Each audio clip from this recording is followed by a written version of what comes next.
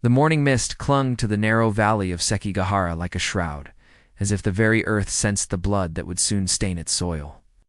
On October 21st, 1600, two massive armies faced each other across the desolate plain, their banners fluttering in the autumn wind like the wings of carrion birds. This was no ordinary battle. This was the moment that would determine the fate of Japan for the next 2.5 centuries. Tokugawa Ieyasu, the grizzled 60-year-old warlord, sat motionless on his horse atop a small hill overlooking the battlefield. His weathered face betrayed nothing of the turmoil within. Behind him stretched 80,000 warriors, their armor gleaming dully in the pale morning light. Across the valley, Ishida Mitsunari commanded a force nearly equal in number. Yet Ieyasu knew that numbers alone would not determine the outcome of this day. The seeds of this confrontation had been sown 5 years earlier with the death of Toyotomi Hideyoshi, the man who had unified Japan under his iron fist. Hideyoshi's death had left a power vacuum that split the nation's daimyo into two irreconcilable factions. The Eastern Army, led by Ieyasu, represented those who believed in pragmatic governance and the natural order of strength. The Western Army, rallied by Mitsunari, fought for the memory of Hideyoshi and the legitimacy of his young heir Hideyori. As the sun climbed higher, burning away the morning mist, Ieyasu reflected on the path that had brought him to this moment. Born Matsudra Takachio in the province of Mikawa, he had spent his childhood as a hostage. Learning the harsh lessons of survival in a world where betrayal was as common as breath, he had served under Oda Nobunaga, witnessed the rise and fall of countless warriors, and had slowly, methodically built his power base, while others fought and died in pursuit of quick glory. The sound of conch shells echoed across the valley, their mournful call signaling the beginning of the end. Ieyasu's generals rode up to receive their final orders, their faces grim with the knowledge that this day would either crown them as founders of a new era or see them join the countless warriors who had fallen in Japan's endless civil wars. Today, Ieyasu announced to his assembled commanders, his voice carrying the weight of destiny. We fight not just for victory, but for the soul of Japan itself. The age of chaos ends here, in this valley, with this battle. According to historical accounts preserved in the Tokugawa archives, Ieyasu had spent the previous night in meditation, not from fear, but from the profound understanding that he stood at the threshold of history. The morning air was crisp with the promise of autumn, and somewhere in the distance, a crow caught an omen that some would interpret as favorable, others as a harbinger of doom. As the two armies began their deadly dance, moving into position with the precision of well-rehearsed theater, Ieyasu knew that the next few hours would determine whether Japan would continue its descent into endless warfare or finally find the peace that had eluded it for over a century. The Battle of Sekigahara was about to begin, and with it, the birth of a new Japan. The political machinations that led to Sekigahara began not with the clash of swords, but with the subtle art of betrayal practiced in the shadowed corridors of power. Ishida Mitsunari, despite his reputation as a brilliant administrator, had made a fatal error in his calculations. He had underestimated the depth of Tokugawa Ieyasu's network of alliances and the price of old grudges. In the months leading up to the battle, Ieyasu had woven a web of promises, threats, and carefully orchestrated favors that would prove more devastating than any weapon forged in the fires of war. The most crucial of these secret agreements involved Kobayaka Hideaki, whose 15,000 troops held the strategic high ground of Mount Matsuo, overlooking the entire battlefield. Unknown to Mitsunari, Hideaki had already pledged his allegiance to Ieyasu, along with several other key commanders in the Western Army. The night before the battle, as campfires dotted the valley like earthbound stars, messengers moved silently between the camps. These were not ordinary soldiers, but carefully chosen agents who carried verbal contracts sealed with the promise of lands, titles, and survival. Ieyasu understood that in the harsh arithmetic of feudal warfare, loyalty was a commodity that could be purchased, and he had spent years accumulating the currency of influence. Mitsunari, meanwhile, struggled with the fundamental weakness of his position. Though he commanded in the name of Toyotomi Hideyoshi's legacy, he lacked the charisma and personal connections that bound warriors to their lords. His army was a collection of convenience rather than conviction, held together by obligation rather than devotion. Many of his commanders had joined him not out of love for the Toyotomi cause, but from fear of being on the wrong side of history. As dawn approached, the true nature of the coming battle became clear to those who understood the deeper currents of power. This was not merely a contest between East and West, but a struggle between the old order of personal loyalty and the new reality of political pragmatism. Ieyasu represented the future of Japan unified under a single, undisputed authority capable of ending the cycle of civil war that had devastated the nation for generations. The positioning of the armies revealed the complexity of the loyalties at play. Mitsunari's forces were arranged in a seemingly strong defensive formation, with his most trusted allies, including Shima Sakon and Otani Yoshitsugu, holding the center. However, fatal gaps existed in his battle line, where commanders of questionable loyalty had been placed, creating potential weak points that Ieyasu's spies had carefully noted. Reference from the historical analysis by the Japanese Ministry of Education indicates that the battle's outcome was largely ascribed to existing betrayals rather than tactical brilliance on the battlefield itself. The Western Army's apparent numerical advantage was an illusion, as nearly a third of their forces had already committed to switching sides at the crucial moment. As the morning sun climbed higher, casting long shadows across the valley, both armies began their final preparations. Warriors checked their weapons, adjusted their armor, and whispered prayers to their ancestors. The air thrummed with tension like the moment before a thunderstorm, when even the birds fall silent. Ieyasu rode slowly along his battle line, his presence alone worth 1,000 speeches. His veterans, men who had fought beside him for decades, knew that their lord's calm demeanor masked a mind calculating every possible outcome. The stage was set, the actors in position, and the greatest drama in Japanese history was about to unfold. But already, before the first arrow was loosed, or the first sword drawn, the true battle, the war for men's souls, had been won and lost in the quiet hours before dawn. The first clash came not with the dramatic charge of samurai cavalry, but with the methodical advance of Ashigaru foot soldiers, their long spears creating a forest of death as they marched across the valley floor. The sound was deafening, the rhythmic pounding of 10,000 feet, the clatter of armor, and the haunting war cries that had echoed across Japanese battlefields for centuries. Fukushima Masanori, commanding the vanguard of the Eastern Army, led his men forward with the fury of a man seeking to prove his loyalty. His forces smashed into the Western Army's right flank, where Yukita Heidi's troops waited in disciplined formation. The collisions sent shockwaves through both armies as the carefully ordered battle lines dissolved into a chaotic melee of individual combats. Steel rang against steel as samurai warriors, resplendent in their ancestral armor, sought out worthy opponents for single combat. Yet this was no longer the warfare of ancient tradition, where individual prowess determined the outcome. The Battle of Sekigahara marked the dawn of a new age of conflict, where disciplined units of common soldiers with matchlock rifles could cut down the most skilled swordsmen with a single volley. The thunder of arquebus fire rolled across the valley like a continuous storm, as ranks of gunners from both armies poured devastating fire into the enemy formations.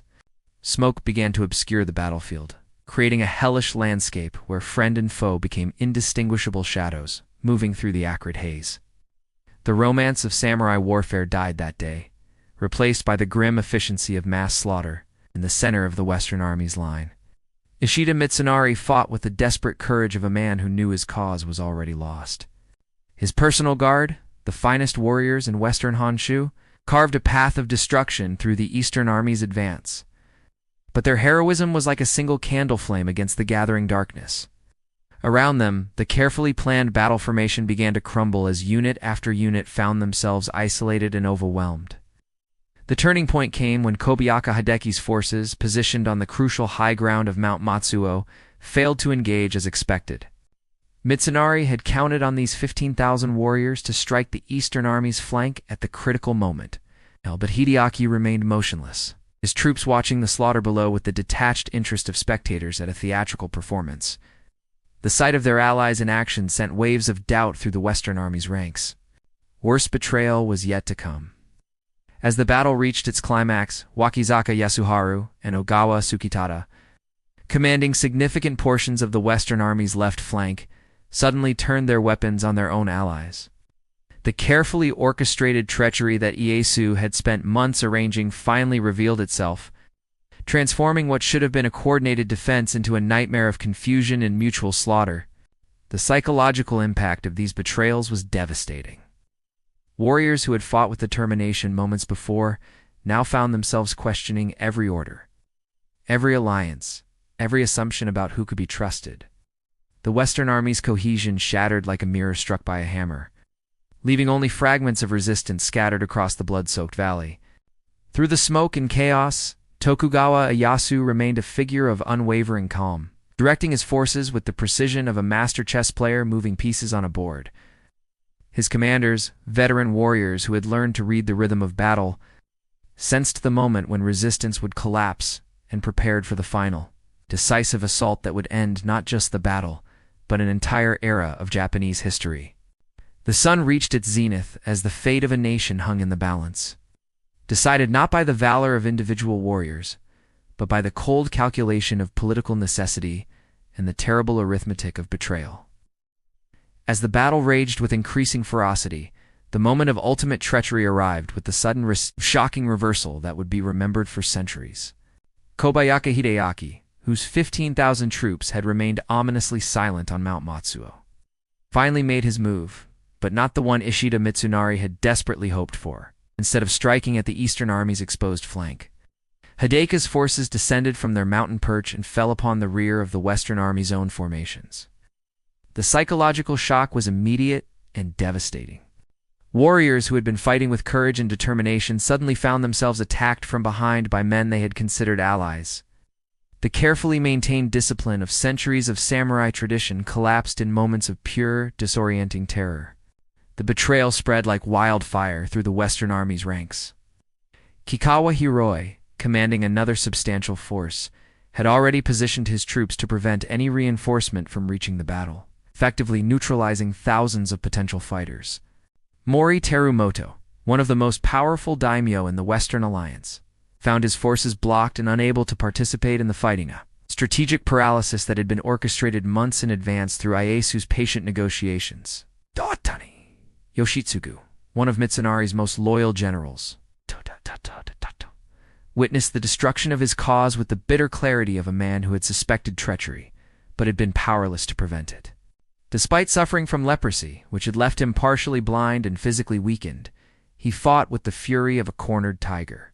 His troops, inspired by their leader's unwavering courage, held their ground against overwhelming odds.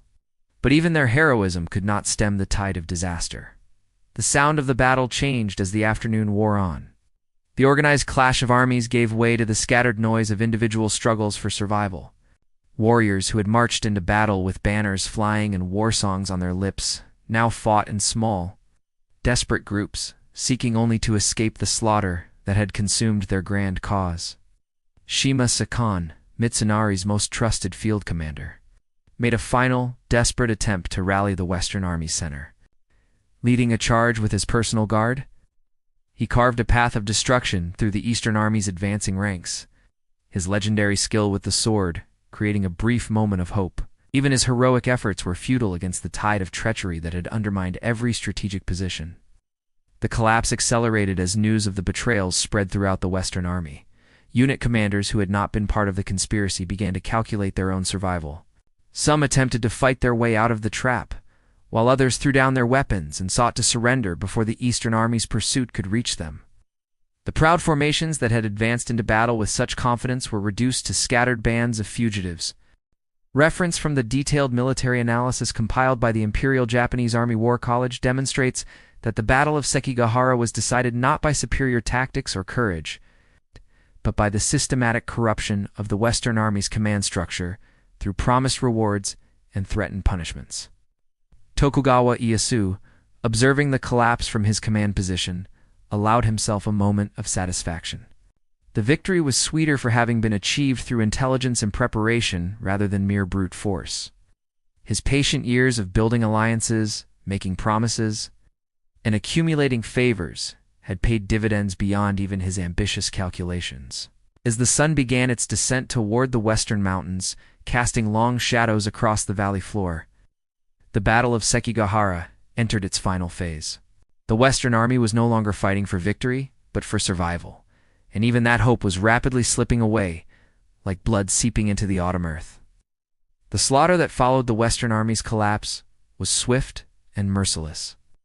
What had begun as a formal battle between organized armies devolved into a chaotic rout, with desperate warriors streaming across the valley floor in every direction. Pursued by Tokugawa's disciplined troops, who showed no mercy to the fleeing enemy, Ishida Mitsunari, the architect of the Western coalition, found himself commanding nothing more than his personal guard, as his grand alliance disintegrated around him. The man who had once administered an empire with meticulous precision now faced the ultimate failure of his calculations. His political acumen, which had served him so well in the corridors of power, proved useless on a battlefield where loyalty was measured in blood rather than promises. The pursuit was systematic and thorough. Tokugawa's commanders, following their lord's explicit instructions, focused on capturing or killing the Western Army's leadership rather than pursuing common soldiers. This was not merely about military victory, but about the complete elimination of any future challenge to Tokugawa supremacy. Every surrendered daimyo represented a potential rallying point for future rebellion, and Ieyasu understood that lasting peace required the removal of such threats.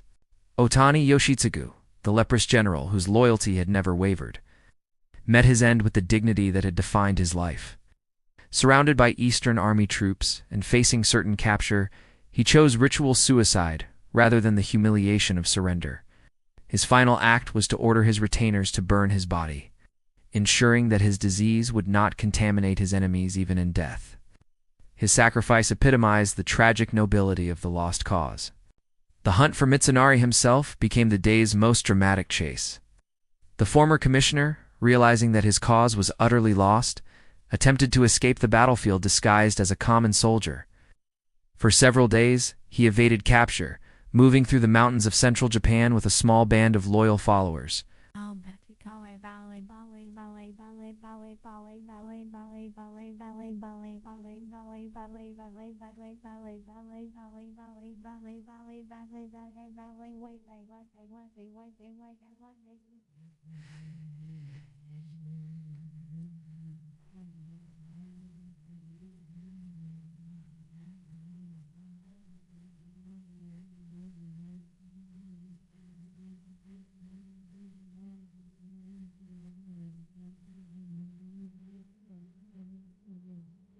Where I from?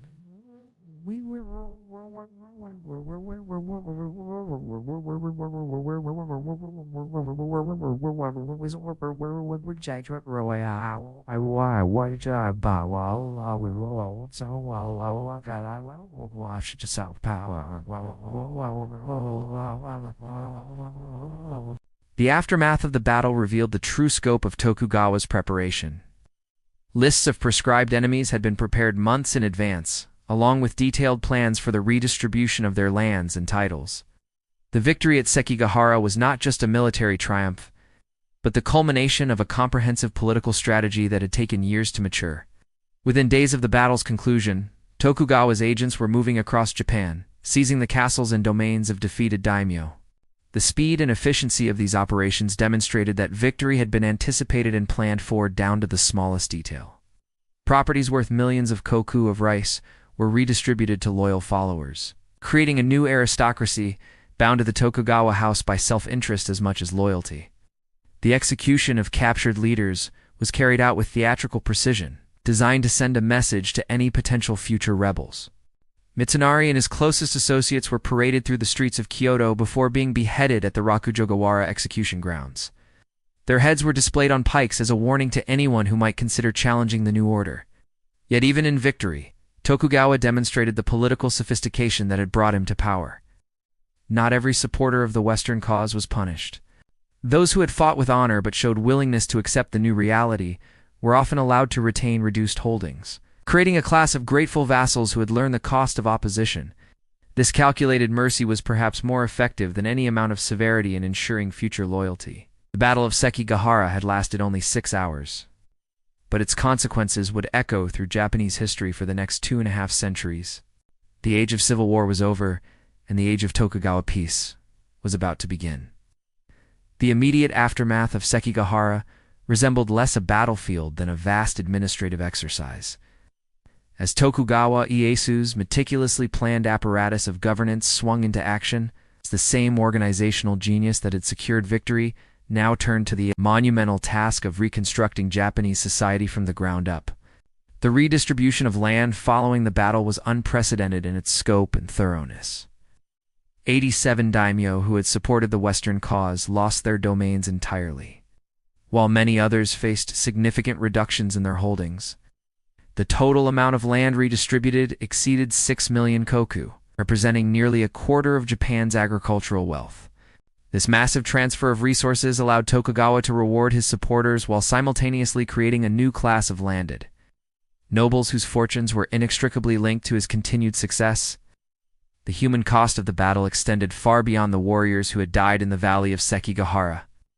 Entire family lines were extinguished, as Tokugawa's forces systematically eliminated potential sources of future resistance. The wives and children of defeated daimyo often faced exile or death, their only crime being born into families that had chosen the losing side. The ruthless efficiency with which these purges were carried out demonstrated that the new shogun understood that lasting peace required the complete elimination of alternative power centers. However, Tokugawa's treatment of defeated enemies also revealed his sophisticated understanding of human psychology. The Mori clan, despite their massive domains and potential for future rebellion, were allowed to retain a reduced but still substantial territory. This calculated mercy served multiple purposes. It demonstrated that submission could be rewarded. It prevented the total devastation of Western Japan, and it created a class of grateful vassals who would serve as examples to others. The establishment of the new capital at Edo marked the beginning of a fundamental transformation in Japanese society. Unlike previous military rulers who had established themselves in the traditional centers of power, Tokugawa chose to build his government in what had been a relatively minor fishing village. This decision was both practical and symbolic. Practical because it placed the shogun's administration at the geographic center of his most loyal domains, and symbolic because it represented a complete break with the past. The construction of Edo Castle began almost immediately after Sekigahara, employing thousands of craftsmen and laborers in a project that would ultimately create the largest fortress complex in the world.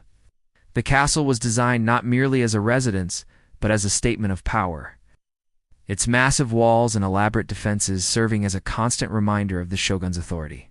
The surrounding city grew with astonishing speed, fed by the wealth redistributed from defeated enemies, and the ambitions of warriors seeking to establish themselves in the new order. Reference from the comprehensive study published by Tokyo University's Institute of Historical Research confirms that the administrative reforms implemented in the years following Sekigahara were as revolutionary as the battle itself, establishing the framework for what would become the longest period of peace in Japanese history. The social engineering that followed the military victory was equally thorough. The rigid class system that would define Tokugawa Japan was established through a series of edicts that fixed every person's position in society based on their occupation. Samurai, farmers, artisans, and merchants were assigned specific roles and prohibited from changing their social status. This system, while restrictive, provided the stability that Japan had lacked for generations. The diplomatic implications of Tokugawa's victory extended beyond Japan's borders. The new shogun moved quickly to establish controlled relationships with foreign powers, particularly the Dutch and Portuguese traders, who had been active in Japanese ports. The policy of calculated isolation that would later be called Sakoku began to take shape. Designed to prevent foreign influence from destabilizing the carefully constructed domestic order, by the end of 1601, less than a year after the battle, the transformation of Japan was largely complete. The country that had been torn apart by civil war for over a century was now unified under a single, undisputed authority capable of enforcing peace throughout the archipelago. 3 years after the smoke had cleared from the valley of Sekigahara, Tokugawa Ieyasu received the ultimate validation of his victory when Emperor Go-Yosa formally appointed him as shogun on February 24, 1603. The ceremony in Kyoto was a masterpiece of political theater, carefully orchestrated to demonstrate that the new military government ruled with imperial blessing and divine sanction. The establishment of the Tokugawa shogunate marked the beginning of what would be known as the Edo period, an era of unprecedented peace and prosperity that would last for more than 2.5 centuries. The system of government that emerged from the ashes of Sekigahara was perhaps the most sophisticated administrative apparatus in the world, combining military efficiency with bureaucratic complexity in ways that would ensure both internal stability and external security. The Sankin-Katai system, requiring all daimyo to maintain residences in Edo and spend alternate years in the capital, transformed potential rivals into permanent hostages. This brilliant stroke of political engineering effectively neutered the provincial lords, while simultaneously creating a massive economic engine that would drive the growth of Edo into the world's largest city. The constant movement of daimyo processions along the great highways of daimyo Japan created a network of commercial and cultural exchange that bound the nation together more effectively than any military conquest could have achieved. The cultural renaissance that followed the establishment of peace was extraordinary in its scope and creativity. The rigid social order that had been established for political stability paradoxically provided the foundation for an explosion of artistic and intellectual achievement. The merchant class, officially the lowest in the social hierarchy, became the patrons of new forms of theater, literature, and visual arts that would define Japanese culture for generations to come. The economic transformation was equally dramatic. The long period of civil war had devastated agricultural production and disrupted trade networks throughout the archipelago. Under Tokugawa rule, systematic land surveys and agricultural reforms increased rice production by an estimated 40% within the first generation. The establishment of standardized currency and measurement systems facilitated commerce on a scale previously unimaginable in Japanese history. The policy of national isolation that gradually took shape during the early decades of Tokugawa rule was not born from fear of foreign influence, but from a calculated decision to control the pace and nature of change. The shogun's advisors understood that the stability they had worked so hard to achieve could be threatened by the unpredictable forces of international trade and religious conversion that had already begun to manifest in some regions. The legacy of Sekigahara extended far beyond the immediate political consequences. The battle had demonstrated that traditional samurai values of personal honor and individual combat were obsolete in an age of mass warfare and political calculation.